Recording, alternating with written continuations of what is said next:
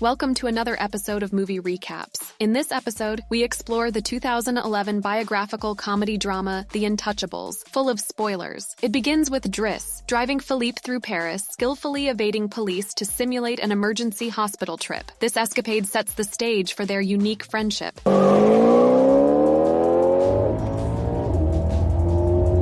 est paralysé, je te dis. Va vérifier. Va voir.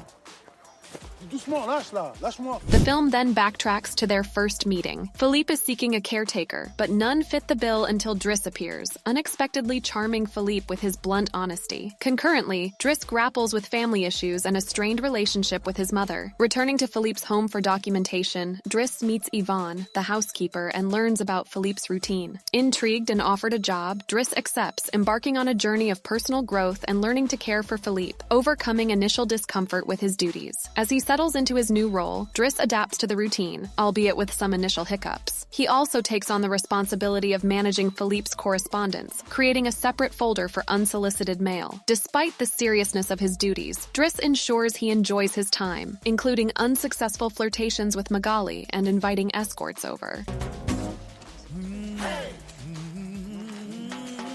Au cinéma ou quoi? Yes. Je mange là. Salut.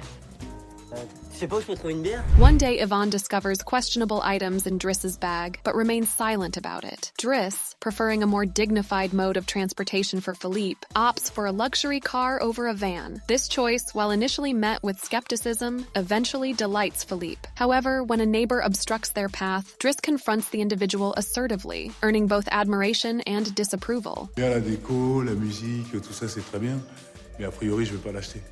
Puis j'ai pas prévu la journée, non. Je suis en formation.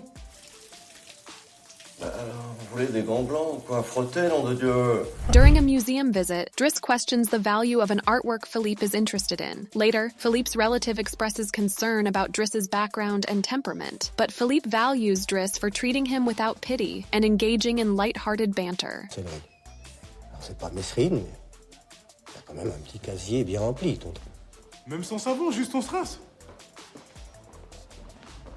Despite another unsuccessful flirtation with Magali, Driss enjoys a meal with Yvonne, learning about Philippe's pen pal relationship with a woman named Eleanor, whom he has never met in person. The evening ends with Driss playfully teasing Yvonne about the gardener's affections. While attempting to sleep, Driss is alerted by troubling sounds from the baby monitor and finds Philippe struggling to breathe. He soothes Philippe, and later they share a peaceful night stroll by the river, where Philippe confides about his condition and the challenges of paralysis. Their conversation turns to Philippe's personal limitations and the small joys he still finds, like ear massages. When phantom pains resurface, Driss offers Philippe a joint, leading to an enjoyable evening and a heartfelt conversation about Philippe's past and lost loves. With Driss's trial period ending, Philippe officially hires him but asks for the return of a sentimental Fabergé egg. Meanwhile, Driss grapples with family issues, including strained relations with his sister and brother. Back at the house, Driss encourages Philippe to be more straightforward in his correspondence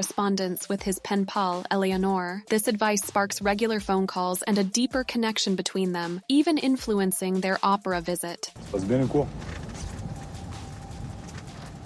Pourquoi tu réponds plus au texto?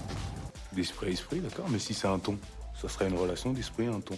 Later, Driss convinces Philippe to share a photo with Eleanor, choosing one that portrays him realistically. Amidst these events, Driss's artistic side is revealed, leading to a discussion with Philippe about changing perspectives and dealing with familial challenges. Philippe and Driss's friendship grows through shared experiences like snow play and jogging. Philippe buys Driss a suit and supports his painting, enhancing their bond with car rides and shared leisure activities.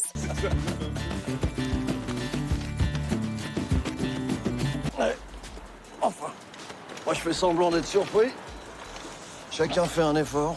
However, Philippe's birthday feels obligatory, overshadowed by family obligations and Elisa's personal troubles, which Driss helps resolve. Meanwhile, Philippe successfully sells a painting of Driss's. The party's mood shifts when Driss energizes the crowd with his dance moves to Boogie Wonderland, delighting Philippe. The day concludes with Driss uncovering a letter from Eleanor, expressing her desire to meet Philippe, marking a new chapter in their story. On the day of Philippe's meeting with Eleanor, Driss and Yvonne meticulously select his outfit, using his day off, Driss confronts Bastien, demanding an apology to Elisa and a daily delivery of croissants. He then visits his mother from a distance without interacting. At the restaurant, Philippe waits for Eleanor, but she is delayed. Philippe leaves just as she arrives, missing the chance to meet her. That night, Philippe surprises Driss with a flight on his private plane, rewarding him with the proceeds from the painting sale. The next day, Philippe decides to go paragliding and persuades a reluctant Driss to join. Despite initial fear, Driss finds joy in the experience. Back home, Driss confronts Adama about his recent troubles and reassures Mina over the phone about their family situation. The day ends with Driss attending to Philippe, who is not yet ready to sleep. During a reflective moment with a painting, Philippe encourages Driss to discuss his family background. Driss shares that he was brought from Senegal by his aunt and uncle, who he considers his parents, and that Adama is not his biological brother. His actual name is Bakari Basari, but he's known as Driss.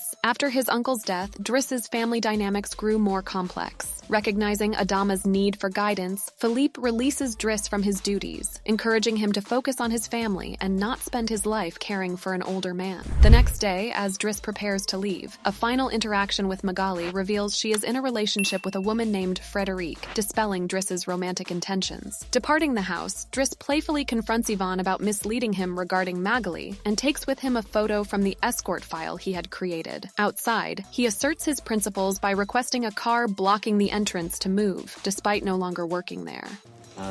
Excusez-moi, et ça vous ennuie pas de bouger votre voiture, s'il vous plaît, parce que c'est interdit de stationner ici. On y va, on monte là, parce que j'ai un truc à régler là-haut, et puis... Ouais, j'imagine qu'elle se lève, qu'elle se retourne. Driss returns to his old life, reconnecting with friends and protecting Adama from unwanted influences. He successfully secures a job as a driver, the practical knowledge he gained with Philippe. Meanwhile, Philippe struggles to connect with his new caretaker and misses Driss's presence. In a moment of distress, Yvonne reaches out to Driss for help, leading to the opening scenario of the police chase and escort to the hospital. After this adventure, Driss brings a sense of peace to Philippe by the seaside. Driss tidies Philippe's appearance and takes him to a restaurant, where Philippe is to meet a companion. Driss leaves after wishing him luck and returning the cherished Fabergé egg. Philippe's nervousness turns to joy upon meeting Eleanor, who is unfazed by his condition. In reality, Count Philippe Pozzo di Borgo now resides in Morocco, has remarried, and is a father of 2 daughters. The real Driss, named Abdel Yasmin Salou, owns a business and is married with 3 children. The bond between these 2 men remains strong, continuing their close friendship to this day.